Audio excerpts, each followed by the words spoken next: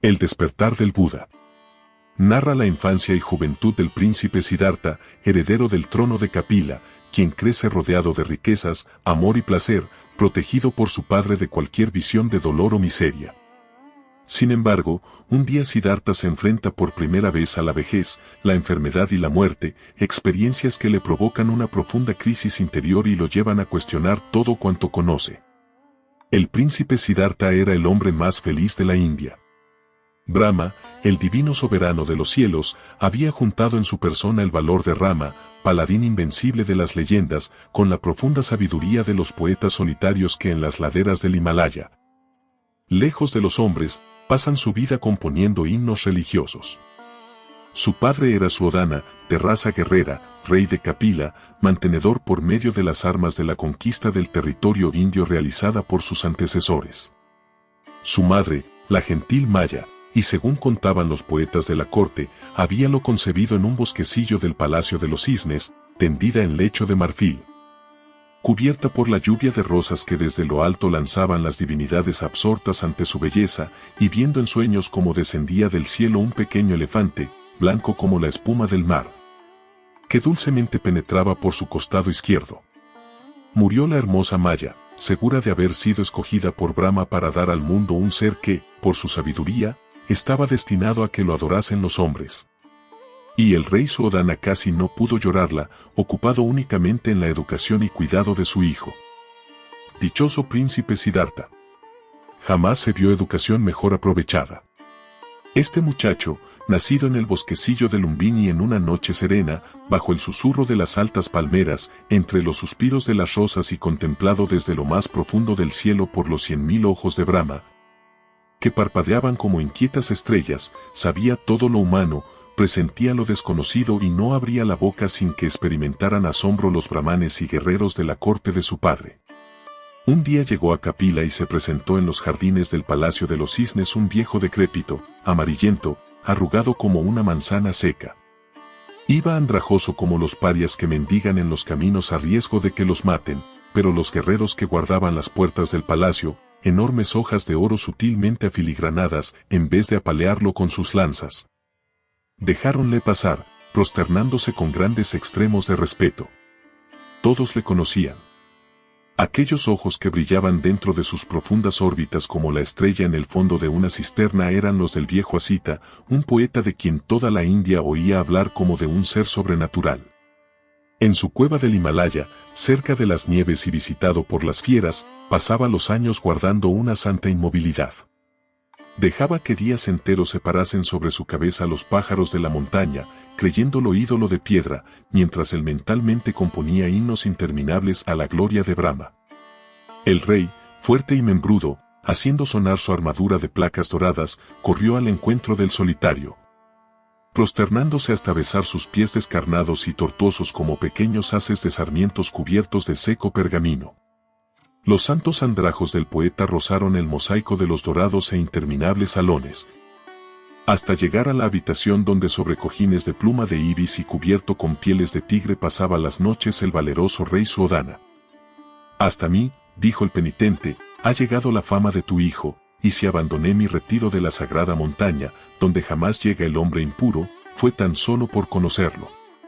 Golpeó el rey con el mango de su puñal cubierto de pedrería un címbalo de plata, a cuyo son acudían presurosos los siervos encargados de velar al príncipe Siddhartha. Poco después se presentó un criado llevando en brazos al pequeñuelo, y lo depositó respetuosamente sobre las rodillas de su padre.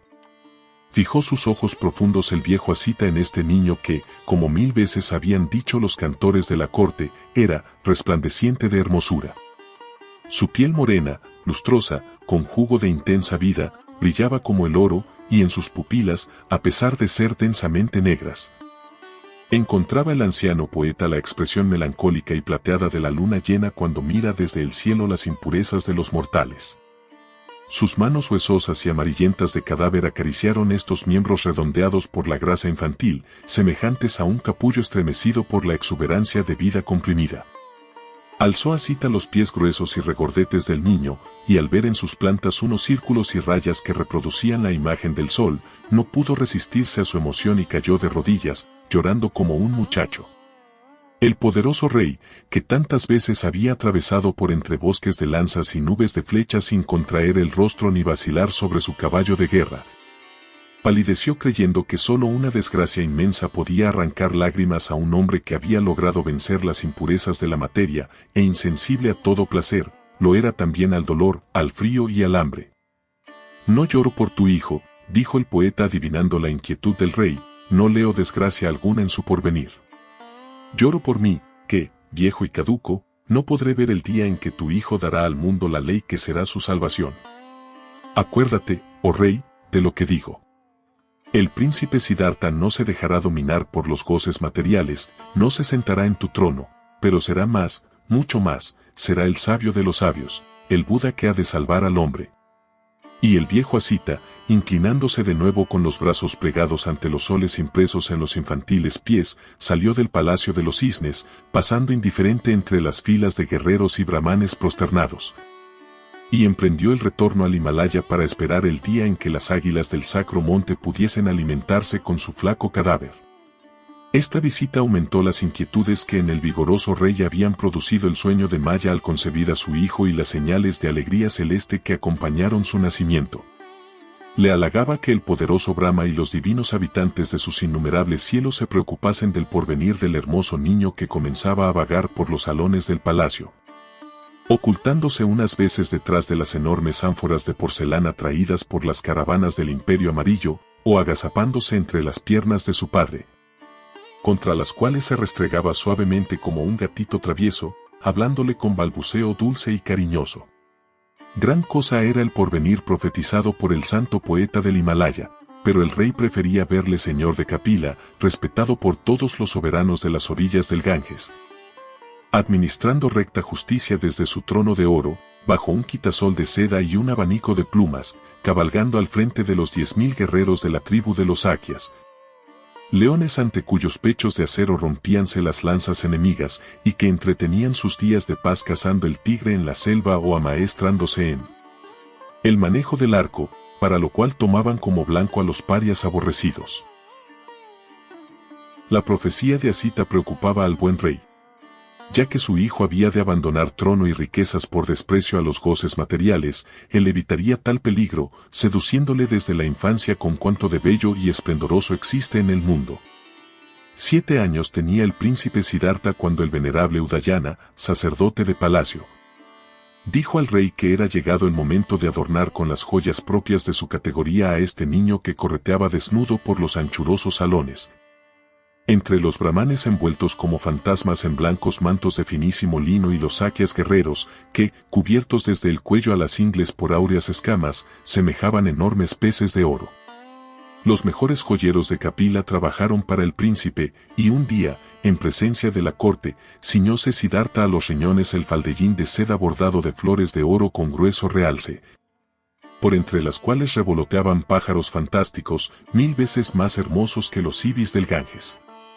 Sobre su pecho moreno cayó con infinitas vueltas el pesado collar de gruesas perlas que los impuros parias habían cosechado buceando en las costas de Ceilán, cerca de las ruinas del dique prodigioso que construyó el heroico Rama para recobrar con un ejército de monos a su esposa Sita, cautiva en la isla por el diabólico Ravana. En sus muñecas anudáronse con espiral de serpiente las esmeraldas, semejantes a lágrimas de los verdes campos, los rubíes, brillantes y vivos como salpicaduras de sangre fresca, las amatistas de suave violeta. Sobre sus desnudos pies estremeciéronse a cada paso las ajorcas de oro con sus jeroglíficos de pedrería, y coronando su frente como remate del turbante de blanca seda, chispeaba un diamante enorme sosteniendo como broche un penacho de plumas de ibis, finas, enhiestas, flexibles, rizándose al menor soplo de viento. Hermoso estaba el príncipe Siddhartha. Al más leve movimiento sonaba sobre su pecho el apretado montón de perlas, brillando como un peto de nácar, centelleaban ajorcas y pulseras cual si arrojasen chispas. Y sobre el turbante blanco lanzaba su inquieta luz el diamante asombroso, como la estrella del crepúsculo parpadea sobre la nevada cumbre del Himalaya. Un año después, el rey creyó llegado el momento de enviar su hijo a la escuela. Todo el vecindario de Kapila se conmovió. Jamás en el reinado de Suodana se había visto una festividad como esta, ni comitiva tan brillante como la que se dirigió a la gran escuela de los brahmanes. Rompían la marcha los elefantes del rey, colosos negruzcos, arrastrando por el suelo las franjas de oro de sus gualdrapas de seda roja, ostentando como signo de su fuerza los agudos colmillos dorados. Alzando con majestad sus robustas trompas, colosales sanguijuelas que parecían buscar en la azul epidermis del cielo un sitio para agarrarse. Detrás venían los saquias montados en caballos de largas crines, centelleando como bosque de ascuas el compacto grupo de sus lanzas, sonando con argentino retintín el choque de sus armaduras, ondeando como fantástica selva los rizados plumajes de sus turbantes. Los cantores de la corte entonaban himnos a Brahma, señor de la sabiduría, al son de sus tamboriles fabricados con piel de serpiente y flautas de bambúes arrancados de los cañaverales del sacro Ganges. Centenares de bayaderas con los robustos senos descubiertos y titilantes a cada paso, las mejillas rojas, los ojos circundados de una aureola azul, pintados los labios, las cejas y las pestañas, los dientes blancos cual el jazmín, y de cintura abajo cubiertas por un doble delantal de gasa que ondeaba y se abría al compás de las evoluciones de la danza. Dejaban admirar a la muchedumbre de humildes sudras y parias impuros el aro de oro que oprimía su talle como un rayo de sol y los muslos morenos, robustos y armónicamente redondeados cual trompas de elefante. Cerraban la marcha los carros de batalla del rey y sus parientes, y ante ellos iban miles de niños, hijos de guerreros y de brahmanes, llevando en alto ramas cargadas de olorosas flores. El príncipe Siddhartha iba confundido en esta comitiva infantil, recibiendo la lluvia de hojas de rosa que caía de las terrazas y balaustradas de todos los edificios. Fue en la escuela donde se mostró con toda su fuerza el encanto poderoso que brillaba en los ojos del joven príncipe. Al mirarle el maestro tembló, faltándole poco para caer desvanecido. Este anciano, que había educado en su escuela 3 generaciones, aseguró que nada tenía el que enseñar a quien conocía todas las ciencias y las artes. Siddhartha, insensible o indiferente a los elogios, se sentó en los mugrientos bancos, confundido con los muchachos pobres, y sacando del rico ceñidor su recado de escribir de oro y brillantes. Nombró al maestro uno por uno los 64 sistemas de escritura que conocía, preguntando en cuál de ellos había de trazar su primera muestra. El maestro contestó inclinándose, besando aquellos pies cuyos soles había adorado el solitario Asita, y declarando humildemente que el príncipe merecía enseñarle a él. Cantaban los discípulos el alfabeto mirando con humilde temor a este muchacho en cuyos ojos se reflejaba la inmortal sabiduría de Brahma, y el príncipe a cada letra agregaba una sentencia profunda, provocando en la muchedumbre agolpada en la puerta y las ventanas murmullos de asombro y admiración. Este fue el único día que Siddhartha asistió a la escuela. Todo lo sabía. A la edad en que los otros muchachos del país formaban corro en torno a los encantadores que al son de su tamboril hacen bailar manojos de serpientes o perseguían a algún paria viejo a pedradas. Siddhartha discutía en el palacio de su padre con los doctores, dejándolos asombrados de su talento universal. No contento de conocer todas las escrituras, guardaba en su memoria los himnos compuestos por 100 generaciones de brahmanes, enumeraba los átomos, los astros no tenían secretos para él. De una bola de cera sabía extraer afiligranados y aéreos palacios que en vano los sabios constructores hubieran intentado reproducir en piedra. Con solo la voz y la mirada se hacía obedecer por 100 elefantes feroces que en el gran patio de palacio rodaban en torno de él como rebaño de corderos. Algunas veces sentíase asaltado por una profunda melancolía, y pasaba días enteros en los regios jardines, tendido a la sombra de un copudo acerolo, entregándose a profundas meditaciones. Era un predestinado. Brahma estaba en él. No se engañó la hermosa Maya al verle en forma de elefante blanco descendiendo de los cielos. Entregado a su meditación, pasaban las horas. Con el curso del sol, la sombra de todos los árboles iba girando, pero la del acerolo que cobijaba al sabio príncipe permanecía inmóvil, y el favorito de los dioses seguía envuelto en dicha sombra, mientras toda la vegetación parecía estallar bajo el peso del calor. ¿Cómo impedir que los cortesanos del rey Suodana y los cantores de palacio se asombraran ante tales prodigios y pensasen a todas horas en el porvenir glorioso del sabio príncipe? Cuando llegó a los 19 años, los más ancianos de la tribu de los Sakyas, reunidos en la sala del consejo, rogaron al rey que dispusiera el casamiento de su hijo. 500 de los más famosos Sakyas ofrecieron sus hijas para que escogiera Siddhartha, y este, que hasta entonces había sonreído a las mujeres con la gracia inocente de un hermano menor, tuvo que escoger. Obedeciendo a su padre, entre dichas 500 doncellas, unas tímidas, ruborosas y esbeltas como las gacelas que triscaban en los bosques reales, otras arrogantes, vistosas, fuertes y de altiva mirada, como las hermosas panteras que al borde de los riachuelos saltan sobre el viandante. 1000 ojos fijábanse en él, 500 bocas pintadas de rosa y perfumadas de sándalo le sonreían con el anhelo de esclavas enamoradas. Otros tantos pechos que asomaban como montículos de nieve y rosa o globos de ámbar conmovíanse con reprimidos suspiros de ansiedad. Las manos más bellas de Kapila, cuya posesión se habrían disputado los jóvenes Sakyas a golpes de cimitarra, tendíanse temblorosas hacia Siddhartha, y este, frío, impasible, pero sonriente, tenía que escoger.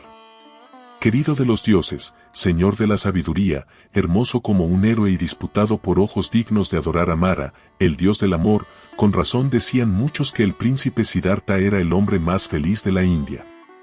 Resultó elegida Gopa, hija de un príncipe feudatario del rey de los Sakyas. Era una joven tímida y dulce.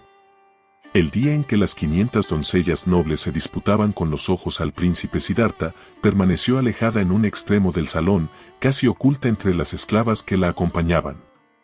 Pasó varias veces junto a ella el apuesto joven sin mirarla, y al fin, Gopa, que era casi una niña, murmuró con dulce tono de reproche: ¿Qué te he hecho yo para que así me desprecies? Y cuenta la leyenda que Siddhartha, al fijarse en la hermosura y la dulce modestia de esta niña, enrojeció de emoción y sacándose la mejor de las sortijas que cubrían sus dedos como un guante de pedrería, la entregó a Gopa diciendo: «Mereces todas mis joyas». El rey Suodhana sintió gran alegría al conocer tales palabras. Ya tenía la esposa deseada para su hijo. Y envió a solicitar la mano de Gopa al príncipe su padre, creyendo que éste se daría por muy honrado con la designación. «Di al rey», contestó el feudatario al mensajero, «que en nuestra familia es costumbre dar las hijas solo a hombres que conozcan todas las artes y se muestren leones en el combate. El príncipe ha sido educado con mucho mimo y desconoce el manejo de las armas y el arte de la guerra. ¿Cómo puedo darle mi hija?». No sonaban por primera vez estas censuras contra Siddhartha. Los príncipes Sakyas en más de una ocasión se habían negado en palacio a hacerle la corte, diciendo que los que eran leones en la guerra no podían sin mengua adorar la superioridad de un joven que solo sabía meditar a la sombra de los árboles, como los brahmanes mendigos que corren la India escudilla en mano. Siddhartha, al notar la tristeza de su padre, acudió animoso y sonriente. «Esos hombres no me conocen», dijo. «No hay en Kapila quien pueda luchar conmigo. Ordena la celebración de un torneo y que el premio del vencedor sea la posesión de Gopa». Más de 100.000 parias trabajaron 10 días levantando en las afueras de la ciudad grandes estacadas de bambú con plataformas que cerraban el anchuroso palenque. El río pasaba por su promedio. 500 príncipes Sakyas acudieron a presenciar la fiesta y todo el pueblo de Kapila se agolpó en torno a la lisa, deseando presenciar las diversas luchas. Empezó la fiesta por las artes escolares. Visvamitra, el más sabio de los brahmanes, era el juez, en compañía de otros dedicados no menos al estudio. Pero el príncipe poseía todos los secretos de la ciencia y resolvió instantáneamente cuantos cálculos difíciles le propusieron, sin lograr por su parte que los jueces resolvieran los que él les presentó. Fue aclamado Siddhartha por la muchedumbre entusiasmada, y los cantores, al son de sus guslas y tamborcillos, improvisaron un himno, llamándole el más sabio de los hombres. Pero llegó el momento de los ejercicios corporales, y allí era donde los guerreros Sakyas esperaban la derrota del príncipe. Siddhartha se despojó de su turbante, puro cual la nieve, deslióse el sayo de oro, que brillaba con reflejos de sol. Se arrancó con gallardía el collar de perlas y los innumerables aros preciosos que resguardaban sus brazos y piernas, y quedó sin otra vestidura que el blanco ceñidor anudado sobre los riñones. Su desnudez provocó un murmullo de admiración.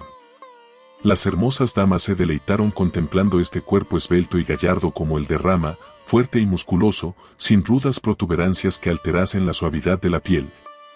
Un cuerpo que parecía emanar luz como los de los dioses cuando se aparecen por la noche a los santos solitarios sumidos en la meditación. 2 esclavos untaron sus miembros y su robusto torso con perfumado aceite de palmera, y al son de las trompas de combate avanzó hacia los jóvenes saquias que, igualmente desnudos, habían de luchar con él. Poderoso Brahma, autor de todos los prodigios. Desde los tiempos en que el fuerte esposo de Sita iba por el mundo realizando aquellas hazañas caballerescas que los poetas habían de cantar más adelante en el Ramayana, no se habían visto prodigios de fuerza y destreza como los del príncipe Siddhartha. Budra, el dios de las batallas, estaba sin duda a su lado comunicándole una fuerza irresistible. Ningún luchador se sostenía ante él. Un puñetazo en medio del pecho, o el agarrarlos de un brazo o de una pierna, bastaba para que inmediatamente cayesen de espaldas, conmoviendo el suelo con las fuertes armazones de sus cuerpos. Rugía de entusiasmo el pueblo aclamando a Siddhartha, y éste, una tras otra, sin tomar descanso, fue realizando todas las pruebas. Corrió al lado del mejor caballo de su padre, que iba desbocado en torno del palenque, y consiguió cansarlo, ganándole en ligereza. Con irresistible impulso saltó a lo largo de 2 elefantes puestos cabeza con cola. Y para dar pruebas de nadador, se arrojó en el río, donde por mucho tiempo se vio bracear su cuerpo transparente entre las aguas, moviéndose veloz como un pez de nácar. Secáronle los esclavos, recobró sus ropas y comenzó la última prueba, pues Siddhartha quería demostrar que nadie le aventajaba como flechero. Sus manos finas y ensortijadas cual las de una mujer rompían con desprecio los fuertes arcos que le presentaban los príncipes saquias. Eran para él débiles cañas, y como quería demostrar su destreza, pidió el formidable arco de su abuelo Sinaun, el rey que había elevado la tribu de los gigantes saquias a su mayor poderío. Los guerreros miraban con respeto y asombro el arco del forzudo rey. Era una rama de madera fuerte y dura como el hierro, que tenía por cuerda varios nervios de toro retorcidos. Los que intentaban doblegar el arco tenían que abandonarlo jadeantes y sudorosos, sin hacer en él la menor curva. El más fuerte de los saquias, que era un coloso, consiguió separar un poco la cuerda de la madera después de esfuerzos desesperados. Por eso el asombro fue general cuando Siddhartha sacó una flecha, la ajustó a la cuerda, y tirando sin fatiga, dobló el férreo arco poco a poco hasta que aquella partió silbando y con portentosa certeza cortó el penacho de plumas que ostentaba el padre de Gopa, sentado en el otro extremo del palenque. Fue ya imposible contener al entusiasmado gentío. Guerreros y parias, sudras y brahmanes, todos confundidos, olvidando castas y categorías, cayeron desde los tablados a la lisa como avalancha ensordecedora, aclamando a Siddhartha y queriendo llevarle en triunfo como un ser divino. Pero el príncipe montó en su dorado carro de guerra, y fustigando los caballos blancos corrió a Kapila para contar a su padre el resultado de las pruebas y recibir después los homenajes de los confusos saquias, que veían un león en este joven hermoso como una mujer y sabio como un poeta de himnos. Al poco tiempo se verificaron las bodas de Gopa con Siddhartha. La joven llegó de noche a las puertas del Palacio de los Cisnes. Centenares de doncellas la precedían en fantástica procesión, alumbrando el camino con faroles en forma de rosas y flores de loto, a cuya suave luz brillaban sus faldas de seda, sus turbantes verdes y blancos y las joyas centelleantes sobre sus morenos pechos. Detrás caminaba con majestuosa lentitud un elefante blanco sosteniendo sobre su lomo el dorado palanquín afiligranado y puntiagudo como una pagoda, del que descendió la gentil Gopa envuelta en sutiles velos que transparentaban su carne de virgen, sedosa, fina y sonrosada. Pasó mucho tiempo sin que los habitantes de Kapila ni los mismos cortesanos del rey pudiesen ver al príncipe. Vivía en el fondo de los vastos jardines, al amparo de misteriosos bosquecillos donde en otros tiempos se esparcía la reina Maya con sus servidoras, y ahora Siddhartha había levantado para su amada Gopa suntuosos kioscos. 3000 doncellas, entre bailarinas, cantantes, instrumentistas y criadas de todas clases, formaban la corte del príncipe en esta parte del palacio, que permanecía en el misterio, y a donde nadie podía llegar, so pena del enojo del rey Suodhana. Este era tan feliz como su hijo. mientras el príncipe permaneciese sumido completamente en los goces materiales, no había peligro de perderle. Y experimentaba inmensa alegría cuando desde una terraza de su palacio podía ver a lo lejos, entre la arboleda, al león de los Saquias, cubierto de joyas, con deslumbrantes vestiduras, disfrazado con afeites y galas femeniles, rodeado de mujeres, en cuyos juegos y danzas tomaba parte. Así le quería su Odana. Mientras el amor de Gopa y las delicias del harén le tuvieran cautivo, no era posible que se cumpliera cierto ensueño que amargaba las noches del rey. Acordándose de la profecía de Asita, veía muchas veces a su hijo con hábito de Brahmán vagabundo, extenuado por las maceraciones, mendigando el sustento hasta a los más humildes parias, predicando la nueva ley a todos los hombres. Dicho ensueño turbaba con frecuencia la plácida tranquilidad del rey, e impulsado por su zozobra, parecíanle siempre mezquinas las suntuosidades de que rodeaba a su hijo. Hizo llamar a los mejores constructores de Kapila, juntos con los más asombrosos artífices y renombrados imagineros de toda la India, y en los 3 lugares más hermosos de sus jardines mandó levantar otros tantos palacios. Uno era para habitarlo en los meses de invierno. Sus 3 cuerpos superpuestos cubríanse con una cúpula de doradas escamas. A través de sus ventanales, cubiertos por espesas celosías, veíanse salones anchurosos alfombrados con las sedosas y blancas lanas de las cabras del Tíbet. Los asientos estaban cubiertos con pieles pintarrajeadas de tigres y leopardos. Centenares de pebeteros humeaban suaves esencias. Crecían en los rincones las plantas que florecen en el paraíso de Ceilán, y el aire perfumado y tibio hacía olvidar las escarchas de las noches invernales. El otro palacio era para la estación de las lluvias. En él estaban las innumerables habitaciones de la servidumbre, flautistas, cantoras, escanciadoras y bailarinas. Toda la hermosa y rebullente falange femenil que necesitaba el príncipe para alegrar las monótonas horas otoñales. Mientras el torbellino azotaba con nubes de agua las puntiagudas techumbres del palacio y sus muros de mosaico multicolor, donde los artistas habían trazado las asombrosas transformaciones de Vishnu, las diabólicas hazañas de Siva o las epopeyescas empresas del caballeresco Rama. Y en el tercer palacio, o sea el de Estío, habíase agotado toda la fantasía indostánica. Era casi aéreo, dorado y afiligranado como una joya de las que Gopa lucía en el seno, entre sus pechos blancos y sedosos como flores de jazmín. Siddhartha, sacudiendo su pereza voluptuosa, lo había dirigido, construyéndolo a semejanza de aquellas torrecillas quiméricas que sabía extraer de una bola de cera. Estaba abierto por todas partes. Sus aéreas pilastras, como si aún no fueran bastante sutiles, mostrábanse caladas como obra de filigrana. Festoneados ventanales rasgaban sus 4 caras, las galerías avanzaban audazmente sobre los dorsos de genios y dragones. La aguda techumbre, que remontaba audazmente en el espacio azul su flecha final de oro, encorvábase al llegar a los aleros, formando en los 4 ángulos otros tantos cuernos enroscados. Y de los festones de este tejado, del borde de las galerías, del dentellado contorno de las arcadas, de todos los puntos salientes, pendían millares de diminutas campanillas de plata, que al penetrar la perfumada brisa de los jardines por los abiertos huecos de este edificio que parecía bordado, conmovíanse dulcemente, lanzando las sinfonías celestes de su interminable vibración. Hizo más el rey. Después de construir tan hermosas jaulas, las cerró cuidadosamente, colocando en torno a los 3 palacios, noche y día, un círculo de guerreros armados para que le avisasen tan pronto como Siddhartha intentase huir, arrastrado por aquel impulso de santa propaganda profetizado por Asita.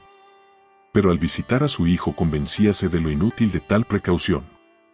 Habían transcurrido 3 años desde el casamiento, y bastaba ver a Siddhartha en su palacio de estío, sentado sobre las frescas esterillas de junco, vestido y oloroso como una mujer, con los ojos y los labios pintados, sin el menor indicio de su pasada virilidad, contemplando los inmediatos jardines, oyendo el cadencioso canto de sus bayaderas, la perfumada cabeza reclinada sobre el palpitante seno de Gopa y jugueteando con su pequeño hijo, desnudo, mantecoso y vivaracho como un amorcillo, para convencerse de que el príncipe había olvidado que en la tierra existen hombres. Su imaginación no iba más allá de aquellos bosquecillos que cobijaban un mundo de mujeres hermosas y de infinitos placeres. Mas todo tiene término en el mundo, y una mañana, Siddhartha, al fijarse en su armadura dorada de príncipe, sintió deseos de vestírsela, como en los primeros días de su matrimonio, cuando, por seducir más a Gopa, hija de guerreros, caracoleaba con una escolta de sakyas ante el palacio del rey. Y al sentir sobre su cuerpo el peso de la coraza resucitaron en su alma, aunque débilmente, sus aficiones de hombre fuerte. Quiso cabalgar con aparato guerrero ante el pueblo, que no le había visto en 3 años, y pidió que le trajeran a Kantaka, su bravo corcel de guerra. Conmovióse el ejército de guerreros que circundaba a los 3 palacios. El príncipe iba a salir. Y mientras los mensajeros corrían al palacio de los cisnes a dar la noticia a su Odana, un pelotón de jinetes sakyas se presentó para acompañar a Siddhartha en su paseo. Hermoso aspecto el de la bélica cabalgata. Flotaba el largo manto del príncipe sobre su deslumbrante loriga. 2 criados amarillos, sin otra vestidura que turbante y camisa, marchaban delante de su caballo con altos abanicos de pluma para espantar los enjambres de insectos. Un coloso bronceado sostenía el amplio quitasol de seda y oro. Detrás galopaban los sakyas cubiertos de metal, con 2 plumas abiertas sobre el turbante, como las antenas de grandes mariposas. Cerca de los muros de Kapila, en una revuelta del camino, faltó poco para que Siddhartha atropellase a un viejo que marchaba trabajosamente apoyándose en un grueso bambú, encorvado hasta el punto de que su barba casi rozaba el suelo, y tan consumido y esquelético, que sus miembros, asomando entre los andrajos, parecían los de un cadáver. Absorto el príncipe por esta aparición, refrenó su caballo. En su rostro marcábase inmensa extrañeza, e interrogó al anciano con interés. ¿Quién te hace sufrir? ¿Por qué caminas vacilante, como si estuvieras ebrio de soma? Príncipe, mi embriaguez es la de los años, y solo la edad es la que me hace sufrir. Entonces tu única enfermedad es la vejez. Acertaste. También yo fui como tú, joven y hermoso. Mas aunque el Señor de la vida te proteja y la enfermedad te respete, en medio de los placeres sabrá encontrarte la vejez, y entonces tú, el más hermoso de los sakyas, marcharás como un cadáver, buscando reclinar tu cabeza en la almohada eterna. Se alejó el anciano lentamente, dejando al príncipe sumido en profunda meditación. Siguió su camino Siddhartha, cabizbajo y triste. Tal era su estado de ánimo, que al llegar a la puerta oriental, en vez de entrar en Kapila siguió por fuera de los muros. Ninguno de los sakyas turbaba el silencio del príncipe, interrumpido solo por el trote de los caballos y el choque de las armas. Al poco rato, próximos ya a la puerta de Occidente, oyeron todos los del cortejo desgarradores lamentos mezclados con un canto monótono y triste. Era un entierro.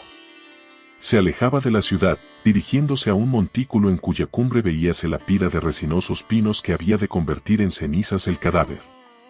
Siddhartha encontraba por primera vez un entierro. Oyó con espanto los lamentos aparatosos y estridentes del grupo de plañideras que abría la marcha. Las lágrimas de los parientes le enternecieron y le produjo honda inquietud el himno funeral que con voz sorda y ademán misterioso entonaban los brahmanes escoltando el cadáver. Al pasar ante el féretro, vio el príncipe un cuerpo inerte envuelto en velos de lino. Era un joven como él. Debió ser fuerte y hermoso, pero el calor había acelerado su descomposición y repugnantes manchas azules sombreaban su pálida piel.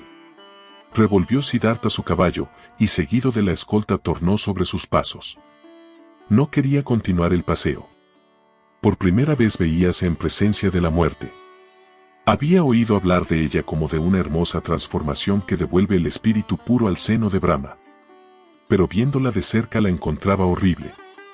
Parecíale que el sol brillaba con menos luz. La verdosa campiña tomaba oscuras tintas, como si las nubes entoldasen el cielo. El puro espacio parecía temblar con estremecimientos de terror por estos cantos funerales que se perdían a lo lejos. Pensó Siddhartha con asombro que él, hombre feliz, señor de la hermosa Gopa, con sus 3 palacios portentosos y sus 3000 esclavas escogidas entre las mujeres más bellas de la India, llegaría un momento en que, corroído por los gusanos, hinchado por la podredumbre, sería conducido a la fúnebre hoguera como este joven que acababa de ver en el fondo del féretro. Y si el espíritu de la muerte no le sorprendía en plena juventud, tendría que acoger como una felicidad el verse lo mismo que aquel viejo, doblado por la senectud y andando como un fantasma, con la frente buscando el polvo. Fue esto un terrible despertar. Acababa de desgarrarse el velo que oculta la miseria de la vida, y Siddhartha, el hombre dichoso poseedor de todos los esplendores del mundo, tembló como un niño ante el porvenir. La ineficacia de su poder fue lo que más le aterró. En vano era que amontonase tantas riquezas, el oro de sus palacios, las deslumbrantes joyas que cubrían a sus innumerables mujeres, las que él mismo ostentaba en su pecho, en sus brazos y en lo alto del turbante, tan valiosas como la ciudad de Kapila. Todo esto, unido a los tesoros que las caravanas traían de Persia, más allá de las fuentes del Ganges, no era bastante para sobornar al tiempo. Señor incorruptible y justiciero que se apodera de hombres y bestias cuando les llega su hora. ¿Para qué reinar? ¿Para qué ser dichoso? ¿Podían sus bravos saquias infundir espanto a la muerte cuando se presentase? ¿Podían sus riquezas hacerla retroceder?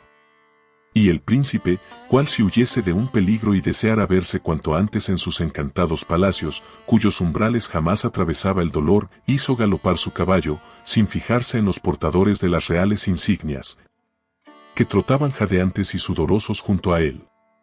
Por esto no vio cerca ya de sus jardines a un hombre encapuchado que atravesaba el camino y a quien su caballo derribó con solo un empujón de sus humeantes narices. Refrenó Siddhartha su corcel para socorrer al caído. Pero ya los portadores de los abanicos estaban golpeándolo con los cuentos de sus dorados palos y los saquias avanzaban teniendo en alto sus deslumbrantes cimitarras para despedazarle. Era un paria, un ser maldito, cuyo contacto mancha al bueno. El solo hecho de haberse dejado tocar por el caballo del príncipe merecía la muerte. Pero Siddhartha contuvo a todos con un ademán, y el infeliz, aprovechando esta tregua, incorporóse tan torpemente, que resbaló sobre su espalda el mugriento capuchón. Siddhartha dio un grito de horror, tapándose los ojos con sus manos cargadas de sortijas. Había visto un rostro horripilante, monstruoso, hinchado, cubierto de pústulas, a las que se pegaban ávidos los insectos.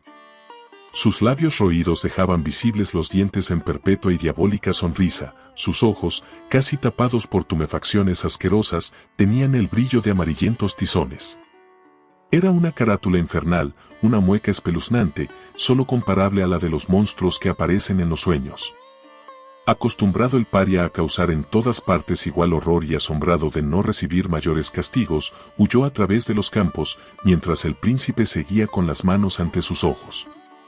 Respiró Siddhartha cuando al descubrirse no vio al horrible vagabundo, y continuó su marcha lentamente.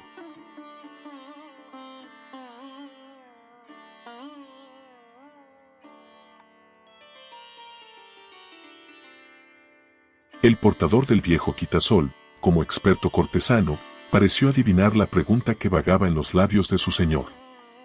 Príncipe, dijo, ese paria miserable es un leproso. Y solo los impuros malditos de Brahma sufren tal enfermedad. No, príncipe. Es un castigo con que el cruel Siva aflige a todos, buenos y malos. ¿Quién podría contar el número de los que en tu reino se ven iguales a ese miserable paria? Inclinó Siddhartha su cabeza con desaliento. Esto más. De modo que no solo la senectud y la muerte se encontraban como pena inevitable al final de la vida, existía además la enfermedad, con sus infinitas variaciones, y él, a quien las cantoras de su palacio llamaban en sus himnos, el hermoso Siddhartha, él, que era fuerte como un león y más sabio que un brahmán, podía ser víctima de la lepra e infundir el mismo horror que aquel paria. El mal era inevitable. ¿Y quién podía saber si en el momento presente germinaba en su interior el fuego de la lepra? El mundo era horrible, solo dolores y miserias se encontraban en él. Y Siddhartha se encorvó sobre el cuello de su veloz Kantaka, que galopaba furioso hacia el palacio, dejando atrás a toda la escolta. Huía el príncipe como si tras él sintiera el formidable paso de Siva, dios del mal, con toda su diabólica cohorte de enfermedades y castigos. Entró en su palacio de verano, cayendo sobre los cojines de seda, triste y ceñudo, sin que le arrancasen una sonrisa las caricias de Gopa ni la lluvia de perfumes y hojas de rosa que 10 esclavas desnudas arrojaron sobre él. como el rey Suodana, siempre temeroso por su hijo, tenía cerca de él fieles confidentes, no tardó en conocer su melancolía y dispuso que aquella noche, para alegrar su banquete nocturno, se presentase en el palacio una banda de juglaresas que acababa de comprar a una caravana de mercaderes del Imperio Amarillo. Quería que dicha fiesta fuese la más asombrosa que se hubiera visto jamás en sus jardines. Y mientras daba órdenes a sus criados, pensó con inquieto terror en su hijo, que estaba triste como un paria, cual si fuese el hombre menos feliz de la India. Los celestes espíritus del aire, solo visibles para los santos brahmanes, que unas veces suspiran dulcemente al filtrarse entre las flores, otras rugen de dolor cuando el vendaval los empuja contra tejados y galerías. Debieron asombrarse esta noche al revolotear por encima de los jardines del rey de Kapila.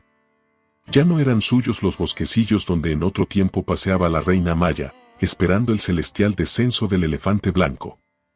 Los limoneros y naranjos de perfume nupcial, los túneles de entrelazados bambúes, las cimbreantes palmeras con su amplio surtidor de rizadas plumas, los copudos plátanos y sicomoros. Los magnolieros cargados de flores enormes como incensarios, las tupidas filas de rosales. Todo estaba invadido por un rebaño luminoso de formas irreales que se cobijaban bajo las hojas o asomaban sus monstruosas cabezas entre los retorcidos troncos. La imaginación de los cantores del palacio habíase agotado al disponer las iluminaciones de los jardines. Dragones de transparentes escamas, por entre las cuales filtrábase la luz con irisado resplandor, ibis fantásticos con el pecho inflamado, que extendían las blancas alas como si fuesen a volar lo mismo que estrellas hasta el trono de Brahma, cocodrilos verdes que por sus abiertas fauces parecían arrojar llamas, enroscadas serpientes con todos los matices del iris. Peces monstruosos de enorme cabeza y retorcida cola, cuyos bigotes brillaban cual rayos de sol en torno a la redonda boca, embriagos. Espantables y enormes flores de loto con el cáliz radiante de colores, poblaban todas las espesuras, impregnando el negro espacio de suave penumbra, reflejándose sobre las cortinas de hojas y el enarenado suelo con las tornasoladas aguas del nácar. Gorjeaban las fuentes, rompiendo en mil fragmentos dentro de los tazones de alabastro el líquido cristal, que parecía poblarse de peces de fuego. Los ruiseñores, como enardecidos por las músicas que el palacio lanzaba sobre la arboleda por sus inflamados ventanales, trinaban sin descanso, uniendo sus interminables gorgoritos al monótono cántico del agua.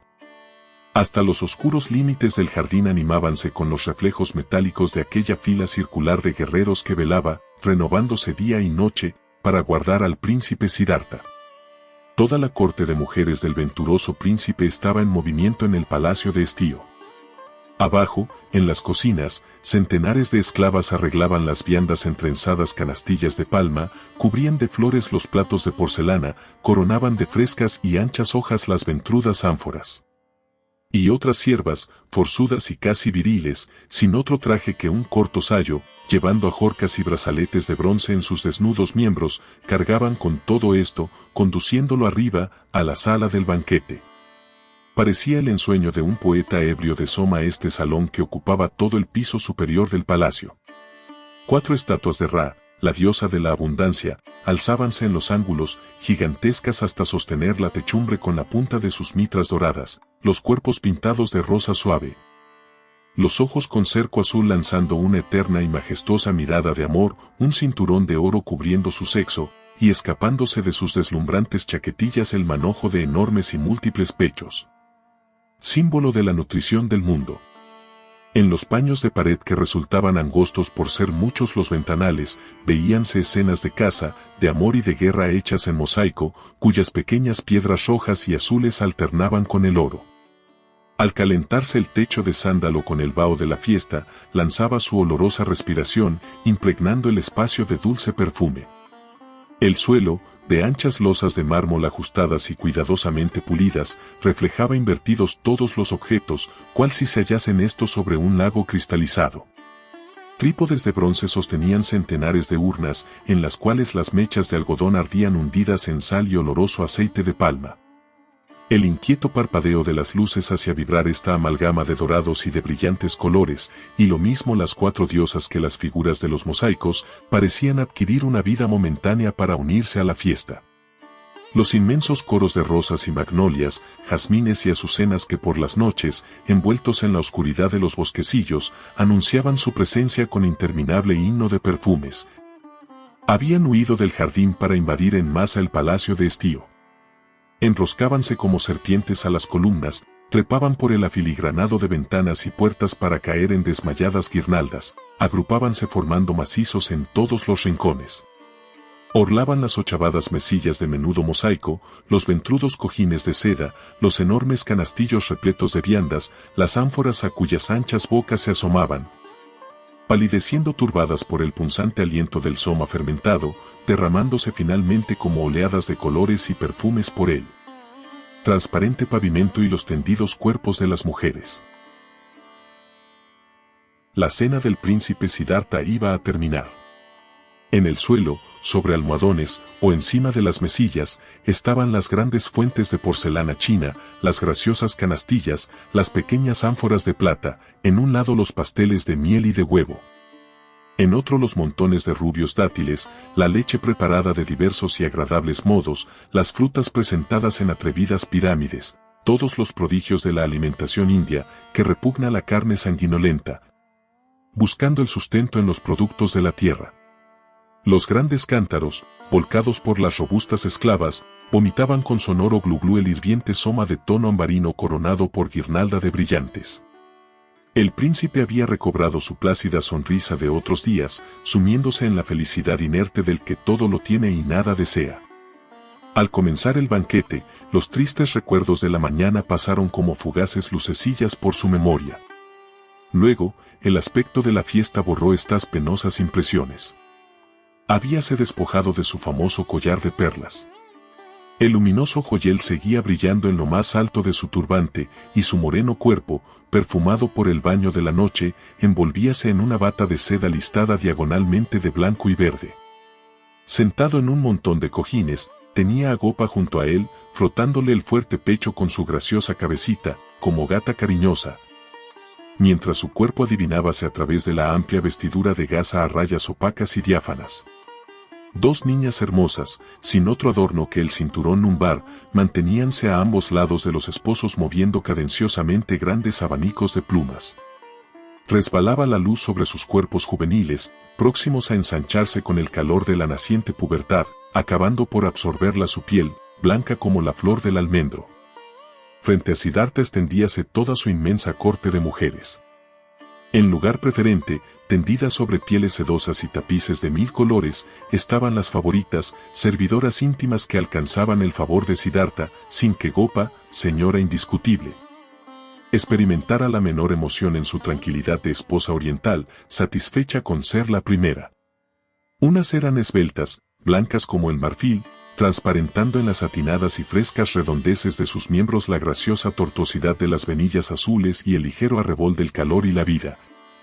Con los ojos agrandados por cercos azules, la boca pintada de carmín y el perfil majestuoso de las mujeres persas. Otras, morenas, de audaces curvas, la suave carne animada por el caliente tono de ámbar, el pecho agobiado por rollizos globos, entre los que se deslizaban serpenteantes rastras de joyas. Y sin otro adorno en su deslumbrante desnudez que el amplio cinturón de oro que oprimía sus caderas cual faja de luz. Confundíanse, como supremo derroche de belleza, las formas finas y elegantes del ligero cervatillo con las opulencias de la incitante madurez. Y tras el grupo de las preferidas, toda la inmensa corte femenil de Siddhartha como un viviente jardín de carnosas flores y perfumes voluptuosos derramados sobre cojines o tendido en el fresco pavimento. Las músicas, coronadas de flores, apoyaban liras y guslas sobre sus desnudos pechos de alabastro, mientras los ágiles dedos rozaban las tirantes cuerdas o golpeaban la tersa piel de los dorados tamborcillos. Las cantoras, puestas en cuclillas, mostraban entreabiertas por la sonrisa sus dentaduras nítidas y luminosas, más adentro de las cuales parecían revolotear impacientes sus himnos, esperando el momento de estremecer el perfumado ambiente. Las bailarinas, ágiles y nerviosas, envueltas en sus transparentes velos y removiéndose como molestadas por la inercia, hacían sonar a cada movimiento sus innumerables dijes. Centenares de ojos negros o azules, agrandados por oscuras aureolas, se fijaban ansiosamente en el feliz Siddhartha. Todas las bocas le sonreían, acariciándolo de lejos, con sus labios carnosos pintados de bermellón y sus dientes que conservaban la brillantez del marfil o estaban dorados por un alarde de suntuosidad. Este viviente jardín pertenecía en absoluto al príncipe. Suyas eran las cabelleras negras espolvoreadas de oro que descendían como gruesas serpientes por las espaldas brillantes, suyos aquellos cuerpos desnudos, en cuya nítida piel el vientecillo nocturno alzaba una suave película de fruta sazonada. A cada movimiento se mostraban con el impudor de la esclavitud voluptuosas redondeces, misteriosos hoyuelos, sombreadas carnosidades, en las que el vello oscurecía lo que la desnudez dejaba al descubierto. Terminaba la cena.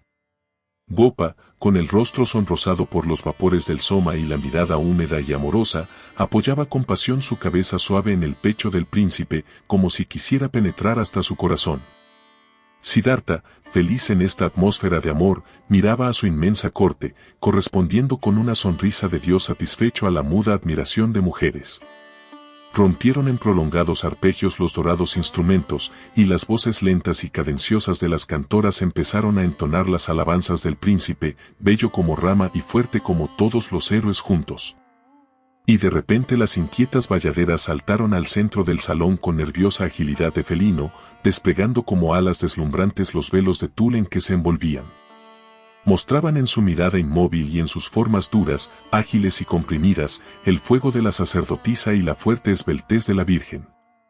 Caían sobre su frente los negros rizos oprimidos por diadema de oro, de la que colgaban cadenillas tintineantes. Sus pechos duros y recogidos asomaban por entre la camiseta de seda y la redonda chaquetilla de oro. Más abajo del cinturón de metal mostrábase el vientre pulido, brillante, cóncavo en el centro por gracioso hoyuelo, semejante a una taza de suave redondez. Y de las amplias caderas pendían los superpuestos faldellines de gasa, en cuyos bordes asomaban los morenos pies con triples ajorcas resonantes sobre los tobillos. Movíanse todas ellas al compás de la música con actitudes perezosas, cual si tuvieran sus plantas clavadas en el suelo. Sonaban los golpes del tamborcillo con solemne pausa, y el grupo de bayaderas, con la cabeza atrás, los brazos en alto y las piernas inmóviles, giraban sobre las caderas con ondulaciones de serpiente y estremecimientos de loca pasión. Unas crecían cual si se despegasen del suelo, otras, agitando sus vientres en ondulaciones concéntricas, parecían disminuir a cada rueda sus esbeltas figuras.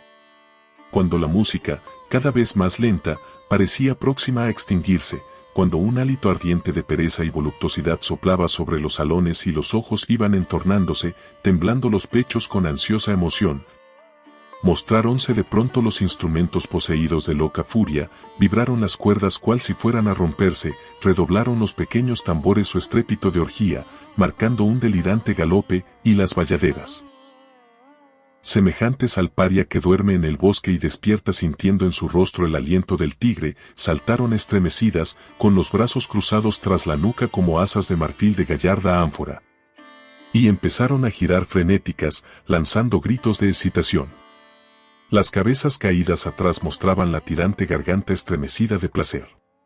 Con la vertiginosa ronda extendíanse las amplias faldas de gasa como banderas crujientes, como flores de pétalos ondeantes, y el blanco remolino subía y subía, mostrando a cada revuelta un encanto más de aquella carne morena y luminosa que, estremecida por el incesante movimiento, parecía arrojar llamas. Todo el palacio de verano conmovíase con la furia de las bayaderas. La música, influida por este ambiente de excitación, rugía ya sin armonía ni compás, brillaban los ojos, escapábanse gritos de los pechos conmovidos. Hasta el sereno Siddhartha sentíase arrastrado por la caliginosa tempestad que levantaba este vértigo de faldas y oprimía contra su pecho a la dulce Gopa. Esta, al arrullo de la música y acariciada por el calor de su esposo, comenzaba a adormecerse. Callaron al fin las cantoras, roncas antes que cansadas, cesaron de sonar los instrumentos uno tras otro, y cuando se extinguió el postrer acorde cayeron al suelo las bayaderas, sudorosas y jadeantes, con los ojos desmesuradamente abiertos y la boca rugiente, quedando inmóviles en los mullidos almohadones o rodando sobre el mármol con los últimos estremecimientos de la danza. Faltaba lo mejor de la fiesta, el regalo del rey Suodhana, la banda de juglaresas compradas a los mercaderes del Imperio Amarillo. Y cuando sonoros golpes de gong y un prolongado temblor de campanillas anunciaron su aparición, toda la corte de Siddhartha avanzó ansiosa sus cabezas con femenil curiosidad. Eran 20 mujeres, jóvenes, atléticas, de músculos robustos, cuya rigidez y dureza se amortiguaba bajo redondas suavidades. Tenían la piel amarilla y mate, los ojos laminosos, pero oblicuos y pequeños, la nariz fina y corta, la boca contraída por una sonrisa astuta y atractiva a la vez, la maliciosa gracia de los felinos. Contemplaban con asombro las innumerables mujeres de Siddhartha estos cuerpos desnudos y ambarinos, sin otro adorno que la faja multicolor de seda, semejante a un arco iris ceñido a sus caderas. Admiraban sus pies diminutos, como los de una niña, martirizados por la opresión para lograr su inaudita pequeñez, y que no podían sostener firmemente sus opulentas formas, obligándolas a andar titubeando con gracioso balanceo. Sus negras cabelleras anudábanse en la cúspide de la cabeza, formando alta pirámide erizada de agujas de oro que se abrían como un abanico. Saludaron al príncipe todas a un tiempo con profunda inclinación, que hizo descansar sus cabezas sobre los brazos cruzados, y comenzaron enseguida sus juegos nunca vistos por la corte de Siddhartha. Creyeron las hermosas mujeres del príncipe hallarse en presencia de las hijas de Mara, el dios del amor y de la muerte, a cuyos servidores les es dado adoptar las más extrañas formas y realizar los mayores prodigios.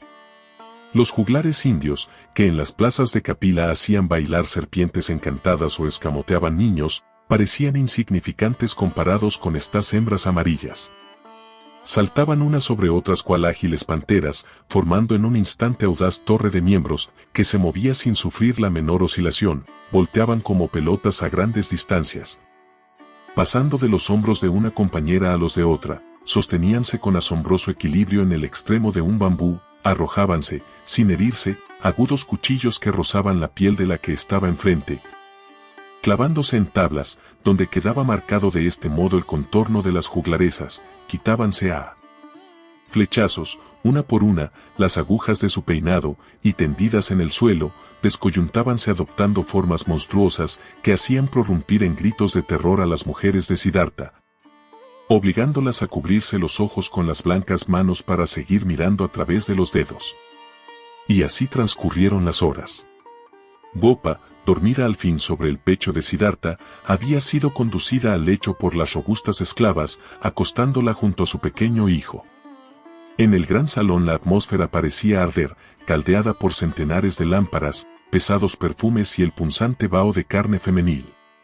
Siddhartha se asfixiaba.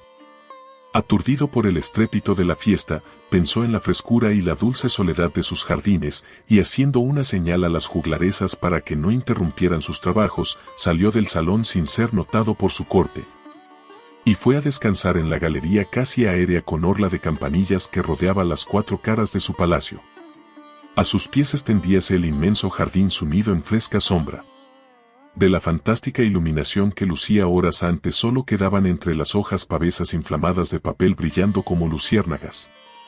El rumor de la fiesta escapábase por todos los ventanales del palacio, rojos como bocas de horno, y a lo lejos, donde se extendía el cordón de guerreros apostados por el rey, notábase ir y venir de sombras. Eran las esclavas de las cocinas, que obsequiaban a los centinelas con parte del banquete. Siddhartha aspiró con delicia la fresca respiración de la arboleda. Tras el ardor de la fiesta, creía hallarse sumido en un baño. Sus ojos cansados sentían cierta voluptuosidad al sondear las misteriosas espesuras del jardín y el cielo de azul oscuro moteado de polvo luminoso. Así pasó el príncipe mucho tiempo, aturdido aún por la fiesta, embriagado por el perfume que habían dejado en sus ropas todas las beldades de su corte. Paladeaba su dicha. Ahito de placeres, pensaba que sus aduladores no mentían al llamarle el príncipe feliz. ¿Qué le faltaba? Gopa y su hijo lo querían con el más puro de los amores. Las mujeres más hermosas de la India y la Persia se disputaban su sonrisa como esclavas. Era joven, fuerte y sabio, ¿qué le quedaba por conseguir? Ningún mortal podía aspirar a más en la tierra. De pronto rompióse el encadenamiento de sus optimistas reflexiones y sintió que un estremecimiento conmovía su cuerpo. Había oído en su interior algo semejante a una voz que decía con tristeza, si durase siempre. Y Siddhartha experimentó la misma impresión del que caminando entre flores se ve ante un precipicio. Si durase siempre. La terrible verdad nunca había pasado por su pensamiento. Y cuanto más reflexionaba, aumentábase más su terror. Para ser feliz no bastaba la riqueza, ni la hartura de placeres, ni el poseer cuanto existe en el mundo, era preciso ser inmortal, gozar de eterna juventud. Instantáneamente asaltaron su memoria las tristes realidades contempladas aquella mañana. En la penumbra del jardín creyó ver al viejo decrépito encorvado sobre el polvo, el féretro con el joven afeado por la muerte, el mísero paria asqueroso y corroído por la lepra. Este horripilante desfile era el porvenir que le aguardaba, lo que vendría tarde o temprano. Lo que no podría evitar aunque se encerrase a piedra y lodo en su palacio y el rey le hiciese guardar por los saquias más temibles armados de pies a cabeza. El valeroso Siddhartha, que no temía a nadie en el combate y manejaba los elefantes feroces como corderillos. Podía sentirse tocado por el espectro de la muerte en aquel mismo instante y a las pocas horas ser conducido a la hoguera, hinchado, verdoso como una sabandija de las que pululan al borde de los pantanos. Él, que era tenido por el joven más bello del reino, podía inspirar horror a sus mujeres, hacerlas huir estremecidas solo con que rozase sus facciones la mano infernal que tan asquerosas huellas había marcado en el rostro del paria. Y si su buena suerte le libraba de tales peligros, el fin irremediable sería verse envejecido, extenuado, débil como un niño, sin otro apoyo que un bambú, ni otro respeto que la conmiseración. ¿Para qué la vida, Brahma Pino? ¿Para qué los placeres y la juventud, si todo forzosamente, así como el Ganges, después de muchas revueltas, se confunde en el mar, había de ir a confundirse en la miseria y la muerte? Y Siddhartha, cruelmente herido por el convencimiento de su debilidad, contempló de repente el final de toda vida, lo que hasta entonces no había merecido su atención. Seguro de que nadie podría librarle de la vejez y la muerte, lloró desconsolado, produciéndole el efecto de una carcajada diabólica la música y el rumor de la fiesta que sonaban a sus espaldas, dentro del palacio. Ya no brillaba resplandor alguno en los jardines. La soledad era completa, y solo el susurro de las hojas y el ligero estallido de los troncos agrietados por el calor de la noche tropical interrumpían el silencio. A lo lejos rugían los chacales vagando por los alrededores de Kapila. Siddhartha, desalentado, levantó la cabeza, fijando su mirada en el cielo. Aquellos innumerables puntos luminosos que parpadeaban en lo alto eran los 1000 ojos de Brahma y de su infinita corte de divinidades. El príncipe pensó con envidia que allá arriba estaba la eterna juventud, el espíritu libre de las impurezas de la materia. Allí se hallaba la salvación. Abajo, en la tierra, todo era mentira, ensueños engañosos, de los que se despertaba para verse esclavo del dolor y la miseria. Sus 3 palacios, que antes no podía contemplar sin estremecimientos de orgullo, sus extensos jardines, considerados como el sitio más bello del mundo, mirábalos ahora con desprecio y compasión. ¿Qué era aquello? Miseria y podredumbre, como su cuerpo. Los años abatirían, convertidas en polvo, las esbeltas torres doradas. El fuego podía en una noche consumir tantos bosquecillos cargados de colores y aromas. Sobre su frente brillaba como eterna luz el grueso diamante que deslumbraba a su corte, pero ¿qué valía, en realidad, esta joya? Era un pedrusco opaco comparado con el más pequeño de los ojos de Brahma que centelleaban en el cielo. Todo miseria, todo engaño.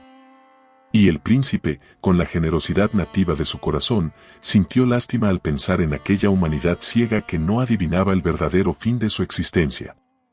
Locos. Trabajaban, acaparando riquezas, sin pensar que atesoraban para la muerte. El Sakya peleaba como un león para distinguirse y ennoblecerse, no sabiendo que la vejez lo encontrarla lo mismo bajo la coraza del soldado que entre los velos de seda del cortesano. El Brahmán pasaba las noches inclinado sobre los sagrados libros, sin considerar que su ciencia debía enterrarse con la putrefacción de su cuerpo. La mujer pensaba únicamente en ser hermosa, sin sospechar la existencia de la enfermedad y la muerte, que iban a poblar de gusanos sus carnes sonrosadas. ¿Para qué vivir sin libertad, esclavos del dolor y la muerte? ¿No era mejor librarse del miserable yugo sumiéndose en el anonadamiento del no ser? Lo único que consolaba a Siddhartha en su desesperación era la ignorancia de su pueblo, la confiada ceguera de aquellos seres que, creyendo a su príncipe un hombre feliz, cifraban todo su anhelo en imitarle, en llegar a adquirir alguno de sus placeres. Infelices. Él les abriría los ojos mostrando la verdad de la vida, él estudiaría el principio de lo existente, marcándoles el remedio que podían emplear para emanciparse del dolor. Y Siddhartha, al pensar esto, sintióse animado por misteriosa fuerza. Una vaga confianza en su destino nacía dentro de él. Contemplábase, al término de su vida, compareciendo ante el divino Brahma, confundiéndose en su seno como el primero de los elegidos, a cambio de haber dado al mundo la ley de salvación. Esta confianza le hizo salir de sus meditaciones, y con la cabeza alta, como quien adopta una resolución inquebrantable, caminó a lo largo de la galería hasta la puerta de la sala donde estaba su lecho. La luz de una lámpara iluminaba vagamente el montón de cojines donde la gentil Gopa dormía dulcemente abrazada a su pequeñuelo. Siddhartha arrodillóse y besó con dulzura la frente de su esposa, así como la ensortijada cabeza de su hijo. Ellos eran lo único que encontraba de firme y verdadero en el naufragio de sus ilusiones. Sollozó quedamente como un niño, pero no tardó en erguirse, y limpiándose las lágrimas, retrocedió de espaldas hasta la puerta. Su vista no podía apartarse de la madre y el pequeñuelo. Sonreían como si la diosa de los sueños los envolviese en sus velos de rosa. Sintió el impulso de volver a ellos y repetir su beso. El dulce calor de la familia le atraía, mas al fin, con desesperado esfuerzo, cerró la puerta. No, es preciso alejarse, murmuró Siddhartha, dulces son sus lazos, pero lazos al fin. El esclavo no puede ser libertador ni servir de guía al ciego. Solo el hombre libre es capaz de libertar, y el que tiene la vista clara debe hacer visible a los otros el camino de salvación.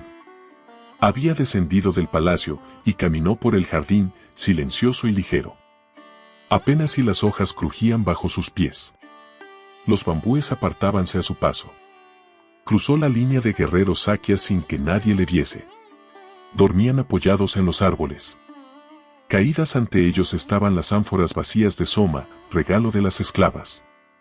Siddhartha iba al palacio de su padre. Conocía el camino para llegar hasta sus murallas, así como una puerta que él solo sabía abrir y que comunicaba con la estancia real. Cuando entró en esta, dormía profundamente el viejo Suodhana. El éxito de la fiesta preparada para disipar las tristezas de su hijo había hecho renacer su confianza, proporcionándole un sueño tranquilo, libre de aquellos terrores que tanto le agobiaban. Contempló Siddhartha con respeto el arrugado rostro del rey y su blanca barba. Las amargas reflexiones volvieron a reaparecer. También el monarca había sido joven, hermoso y fuerte, pero ya el enemigo de la vida empezaba a apoderarse de él, ya asomaba la decrepitud miserable. ¿De qué le había servido ser el primero en los combates y asombrar la India con sus hazañas, si ahora se doblaba indefenso ante el misterioso adversario? Besó el príncipe una de las nervudas manos que pendía fuera del lecho, y el anciano rey estremecíase profiriendo leves quejidos. Soñaba. Un gesto de dolor contraía su rostro. Balbuceaba entrecortadas palabras, y Siddhartha comprendió al fin el ensueño que le causaba tanta angustia. Veía a su hijo cumpliendo la profecía de Asita, el anciano solitario del Himalaya, vestido como un brahmán errante, mendigando por los caminos. Sintió el príncipe removerse en lo más hondo de su ser el afecto filial. Quiso despertar a su padre, jurarle que nunca se cumpliría la profecía del viejo poeta, pero al mismo tiempo que pensaba así, movíanse sus pies hacia la puerta y se vio como empujado por una mano misteriosa fuera del Palacio de los Cisnes. Regresó a su hermosa vivienda, viendo cómo brillaban en el horizonte las estrellas del amanecer. Una débil claridad escapaba ahora por los ventanales de su palacio. Ya no sonaban músicas ni cantos. Había terminado la fiesta y su corte de mujeres descansaba, rendida por tantas horas de frenético bullicio. Al entrar en la grandiosa sala del banquete bajó la cabeza con expresión de abatimiento. Ardían pocas lámparas, y de las apagadas salían fétidos chisporroteos, cargando el ambiente de asfixiantes emanaciones. Veíanse a esta luz incierta las hembras dormidas formando revueltos grupos, unas en montón, con el pesado sueño de la embriaguez, otras de pecho sobre el mármol. con la cabeza oculta y mostrando impúdicamente el reverso de sus cuerpos. A un lado las bailarinas, rendidas de cansancio y sudorosas como jayanes, a otro las músicas, teniendo como almohadas sus arpas y cítaras o abrazadas a sus tamboriles y címbalos. Las más hermosas favoritas estaban tendidas sobre los residuos de la mesa, con sus joyas y velos manchados de soma, unas con la boca abierta, cayéndoles hilos de saliva sobre el pecho. Otras roncando entre grotescas contorsiones, algunas inmóviles, con los ojos entreabiertos y vidriosos como difuntas. Las desnudeces que horas antes brillaban lo mismo que el marfil y la seda, mostraban ahora empañada su tersura por el pegajoso sudor, emanación punzante de bestia vigorosa, que se confundía con la fetidez de las lámparas. Siddhartha sonrió con tristeza. ¿Y esto era el amor, el más dulce goce de la vida? Su corte de beldades, durmiendo tras la fiesta, traíale a la memoria un campo de batalla cubierto de cadáveres. Hasta en el fondo del placer encontraba a los dos terribles enemigos, la corrupción y la muerte. ¡Qué miseria!, murmuró. ¿Y esto ha constituido mi dicha? El hombre, siervo de la sensualidad, anda en tinieblas y extraviado. Se halla cogido en una red de la que debe librarse. De nuevo descendió de su palacio, pero esta vez fue para dirigirse a un pabellón donde estaban las cuadras y la armería. Dormían los criados con la embriaguez del festín, pero su fiel caballo Kantaka le olfateó, recibiéndole con gozoso relincho. Alégrate, fiel compañero mío, ha llegado el tiempo de la libertad. Y se vistió su armadura de oro, ciñéndose el sable con empuñadura de pedrería que el rey le había regalado al quedar vencedor en el torneo a la gloria de Gopa. Después ensilló a Kantaka, que miraba a su amo con inquietud, y mientras iba ajustando los arreos, murmuraba el príncipe, como si su corcel pudiera comprenderle. Kantaka, caballo mío, llegó el momento de alcanzar la iluminación suprema, el estado feliz que no conoce ni la vejez ni la muerte. Si lo alcanzo, seré el salvador de las criaturas. Amanecía cuando sacó su corcel del jardín. Al montar Siddhartha, conmovió las espesuras una fresca ráfaga viniendo de aquel horizonte donde se marcaba el día con matices dorados y transparencias de nácar. Agitáronse los árboles, y una lluvia de flores deshojadas cayó sobre el príncipe, como si el jardín quisiera enviarle el último saludo. Cortó Siddhartha la fila de guerreros, que todavía dormían, saliendo de sus dominios por una puerta que nadie vigilaba. Al verse en campo libre, soltó las riendas a Kantaka, partiendo en desenfrenado galope. Aquel mismo día, al ponerse el sol, llegó el príncipe al límite de los estados de su padre. Ya no tenía nada que temer, no volvería más la cabeza al menor ruido, creyéndose perseguido por los guerreros sakyas. Se apeó Siddhartha en la ribera de un ancho río. Su pobre caballo, después de tan veloz y continuada marcha, cayó sobre sus patas delanteras, mientras su dueño comenzaba a despojarse de su armadura. Pieza tras pieza, fue arrojándola en el río, y después rasgó su túnica de seda, quedando casi desnudo, sin otro abrigo que la faja anudada a sus riñones y entre las piernas. Un sable de empuñadura deslumbrante, hoja clara como el cristal y filo prodigioso, fue lo único que conservó. Dio un beso Siddhartha a su caballo en el humeante hocico, miró el sombrío bosque que se extendía por la opuesta orilla, empuñó el sable, y levantando su hermosa y negra cabellera hasta ponerla vertical sobre su cabeza, la cortó de un golpe. Volaron los flotantes rizos, símbolo de majestad, y Siddhartha, tonsurado como un paria, dejó caer el sable y se arrojó en el río. Nadó vigorosamente, cortando las aguas con sus brazos poderosos, rodeado de bullidoras espumas, buceando muchas veces para evitar los grandes troncos que arrastraba la corriente. Y al surgir en la opuesta orilla, antes de penetrar en la arboleda miró por última vez a su fiel caballo, que, sin fuerzas para levantarse, le saludaba desde lejos con relinchos que parecían quejidos. El bosque era inmenso. Entrecruzaban los árboles sus ramas, formando sombrías bóvedas. Las lianas, como oscuras serpientes, enroscábanse a los gruesos troncos. La tupida maleza, tapizada de extrañas florescencias, ondeaba en la penumbra con tétrico murmullo, como si por entre ellas se arrastrasen feroces bestias. En algunos lugares se aclaraba para dejar al descubierto verdosos charcos donde pululaban los reptiles. Marchaba Siddhartha en línea recta, confiado y tranquilo. Veía sin espanto misteriosas flores de reflejos metálicos que con su hálito emponzoñado dan muerte al que las aspira. Muchas veces sintió en sus piernas desnudas el viscoso contacto de las serpientes que huían y oyó sin estremecerse el rugido de los tigres llamándose a lo lejos para apagar la sed al borde de un riachuelo. Caminaba al azar, perdido en esta selva inmensa, sin fatiga, animado por una fuerza extraordinaria que jamás había conocido. Cuando comenzaba a anochecer y las sombras invadían la arboleda con la rapidez de los crepúsculos tropicales, Siddhartha el feliz, heredero del reino de Kapila, dueño de 3 palacios y 3000 mujeres, sintió un dolor hasta entonces ignorado, un tormento que le producía nuevas angustias. Tenía hambre. Su estómago sufría por primera vez tal tormento, agitándose con doloroso espasmo. Y el pobre príncipe, a pesar de su fe, empezó a flaquear, próximo a declararse vencido ante este primer obstáculo que encontraba en su nueva vida. Varias veces oyó en la espesura un roce extraño, como si algún animal se arrastrase cerca de él, siguiéndole en su camino y espiándolo. Creyó ver 2 ojos brillando entre el follaje con expresión de curiosidad y desconfianza, y al fin un hombre salió de la maleza, aproximándose a él. Era un anciano demacrado y vestido de andrajos. —¿Huyes, como yo, de los hombres? —preguntó con voz dulce y compasiva. Siddhartha le conoció. Era un paria, un ser de la raza maldita.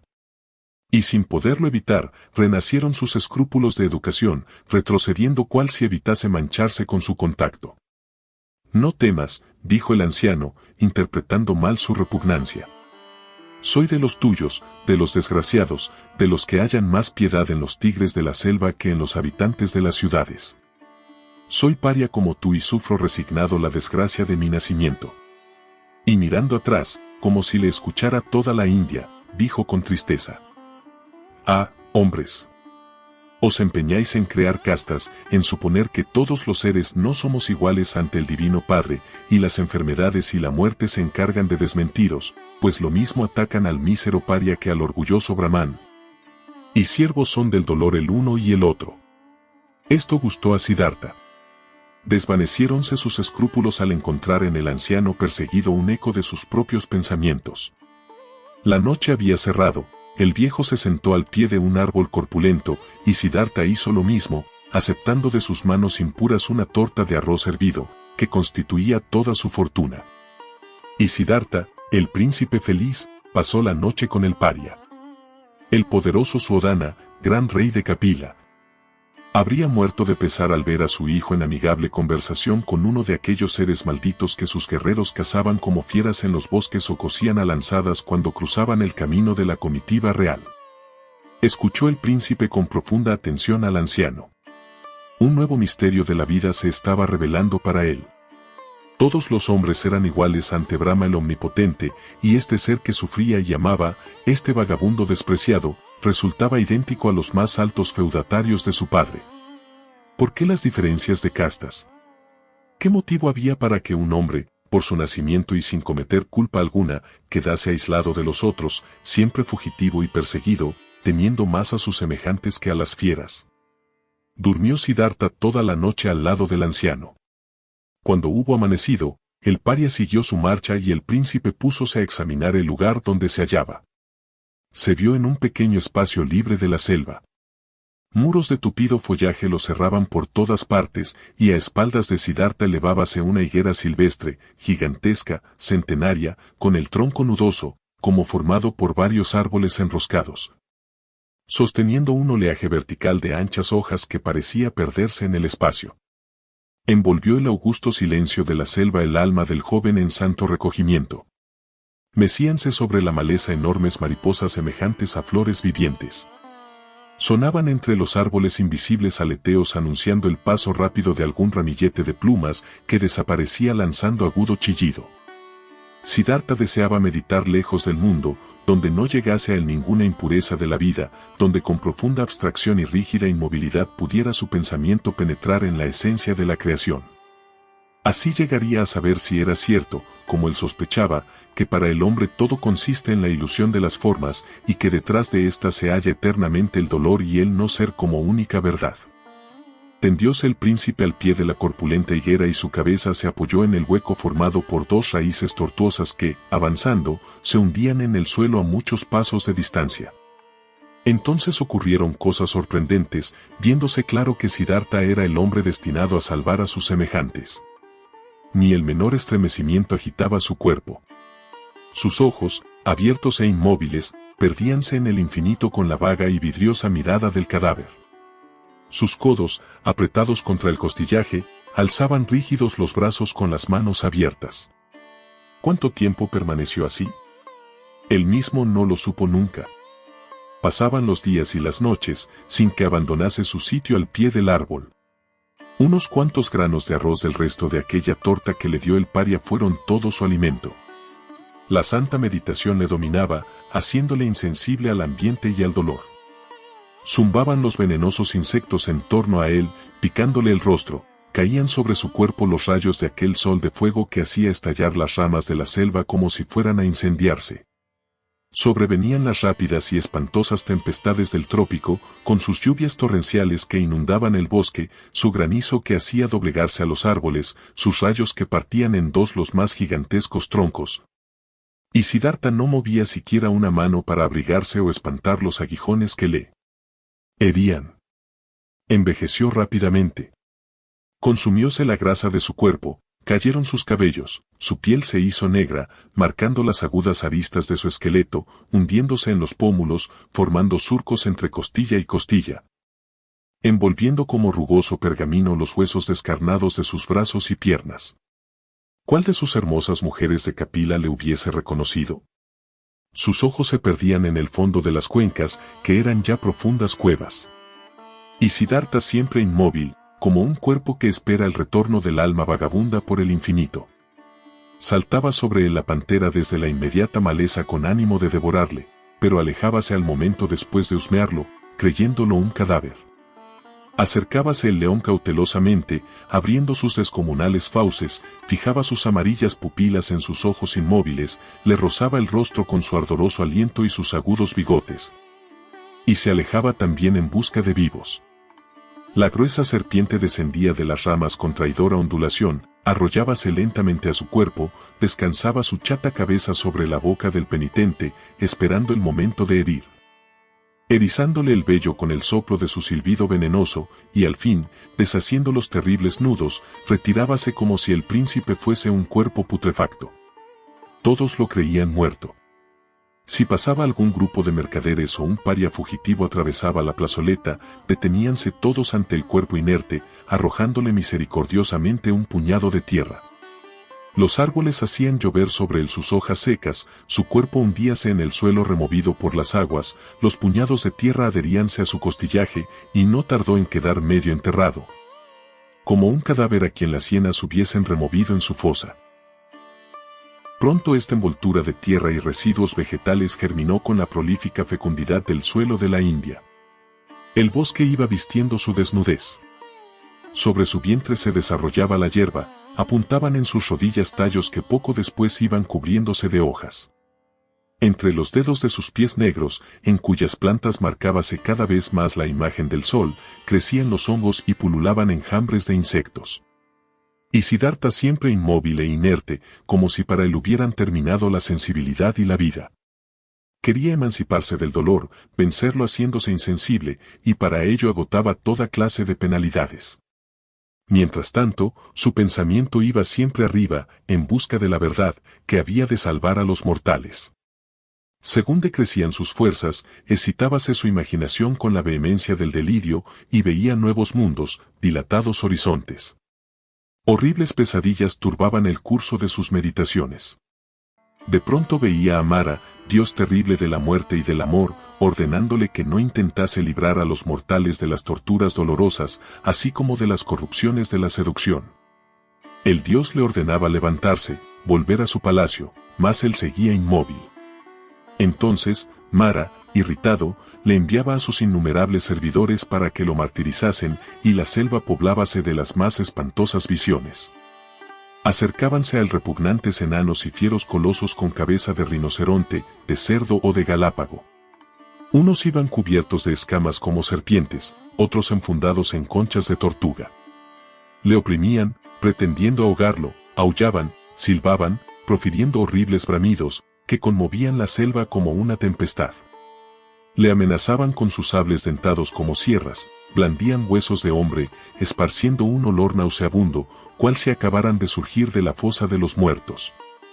Arrojaban llamas por las narices, movían sus alas de murciélago, desarrollando flotantes tinieblas, devoraban asquerosamente puñados de víboras que se estremecían en sus manos. O entonaban con horripilante chillido los himnos funerales, pasando rosarios cuyas cuentas eran dedos cortados en las tumbas. El horror y el asco estuvieron próximos a vencer a Siddhartha, pero resistió, y las espantables visiones se desvanecieron. Enfurecido Mara, acordóse de que si era Dios de la muerte, también lo era del amor, y envió a sus hijas, los demonios de la voluptuosidad, a tentar al santo solitario.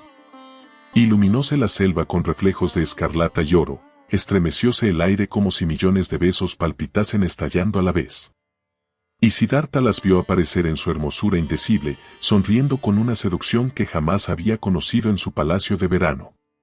Relampagueaban sus ojos bajo las negras cejas, brillaban los dientes como hojas de jazmín entre los pintados labios. Sus muslos redondos cual trompa de elefante asomaban por entre ropajes de oro que sostenían larga cola de esclavos. Unas le acariciaban, colocando su cabeza en su regazo, otras danzaban lúbricamente, con voluptuosas contorsiones y caprichosos desperezos que entreabrían sus faldas. Pero el príncipe fue fuerte ante la tentación y las seductoras visiones desvaneciéronse igualmente. Mara estaba vencido.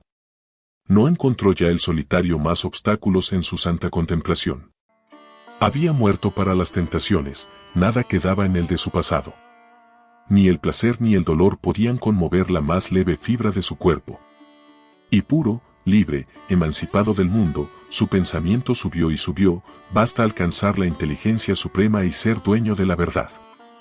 Había realizado su conquista. Solo le faltaba dar su ley al mundo. Y una mañana, como muerto que resucita, se incorporó el príncipe en su tumba, despojóse de su mortaja de tierra y vegetación y emprendió la marcha, extenuado, débil, pero con una fuerza irresistible que hacía caminar sin fatiga horas y más horas a su cuerpo esquelético. Salió de la selva donde había alcanzado la iluminación suprema, dispuesto a recorrer toda la India predicando la redención que liberta a los seres del dolor y enseñándoles la ruta de la insensibilidad que conduce al nirvana, a la felicidad de la anulación y del no ser.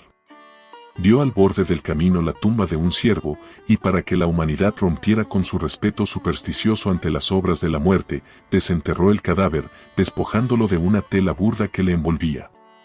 Lavó el corrompido trapo en un arroyo, para limpiarlo de la putrefacción de la sepultura, y cubrió con él su desnudez. Un paria le dio una escudilla de piedra, y con ella mendigó de puerta en puerta el puñado de arroz hervido que le bastaba para vivir. Y el príncipe Siddhartha reconoció que ahora, verdaderamente, era el hombre más feliz de la India, pues poseía la verdad. Un día se supo en Kapila que el príncipe, a quien todos creían muerto, andaba por el mundo predicando y pidiendo limosna como los brahmanes errantes.